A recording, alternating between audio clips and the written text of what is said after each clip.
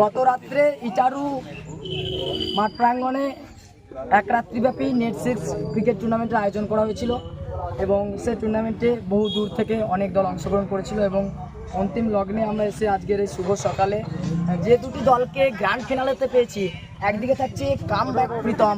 তো সত্যি অনবদ্য কাম ব্যাক তারা দেখিয়েছে, যেভাবে প্রতিটা রাউন্ডে ফাইট করে তারা লড়াইটা জারি রেখে আজকের ফাইনালিস্ট হিসেবে নিজেদের জায়গা করেছে। সত্যি অনবদ্য অসংখ্য ধন্যবাদ জানাই আমি ফাইনালের যে runners up team come back প্রীতমের সেই পুরো টিম মেম্বারদের এবং এছাড়াও যারা রয়েছেন আমাদের গ্র্যান্ড ফিনালিস্টের চ্যাম্পিয়ন টিম আবির 11। তো কংগ্রেচুলেশন গুড্ডুদা, কংগ্রেচুলেশন রাঘবপুর এবং কংগ্রেচুলেশন জানাই আবির 11-এর সমস্ত সদস্যদের যারা নিজেদের জায়গাটিকে টিকিয়ে রেখে আজকে এই ফাইনালে চ্যাম্পিয়ন ট্যাগটি তারা বজায় রেখেছে। তো সেখান থেকে সত্যি প্রশংসনীয় মৃণালদার ব্যাটিং, রাহুল ভাইয়ের ব্যাটিং এবং অনবদ্য ফাইটও আমরা দেখেছি।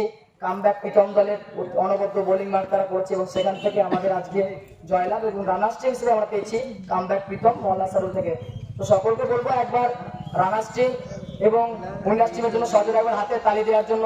তো আজকের এই গ্র্যান্ড ফিনালেতে যে দুটি দল উঠেছে, তো একদিকে আবির 11 রাঘবপুর থেকে এবং অন্যদিকে কামব্যাক প্রীতম যেটা মহল্লা সারুল থেকে।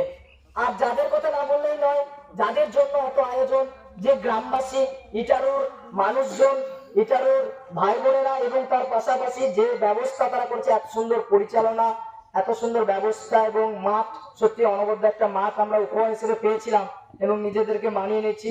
তো সকলে একবার ইটারুর কমিটির জন্য এবং গ্রামবাসীদের জন্য সজোরে হাতের তালি চেয়ে নেব। সত্যি অনবদ্য তারা পারফরমেন্স করেছে, আমাদের জন্য খেটেছে এবং আমরা এই জায়গাটা দিতে পেরে নিজেদেরকে খুবই উপকৃত এবং ধন্য মনে করি এবং গর্বিত আমরা।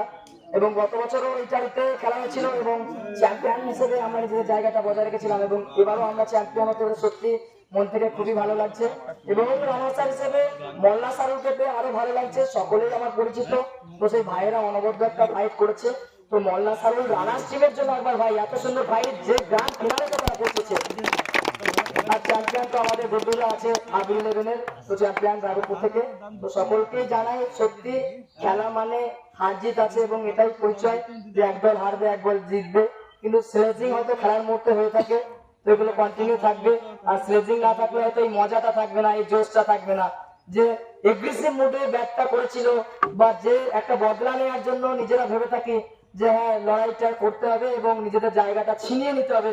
জায়গা কেউ করে দেয় না, জায়গাটা বানিয়ে নিতে হয়, জায়গাটা ছিনিয়ে নিতে হয়। তো সেখান থেকে মল্লা সারুল জায়গা ছিনিয়ে নিয়ে আজকে ফাইনালিস্ট এবং আবির 11 রাঘবপুরও সেই জায়গাটা ছিনিয়ে নিয়ে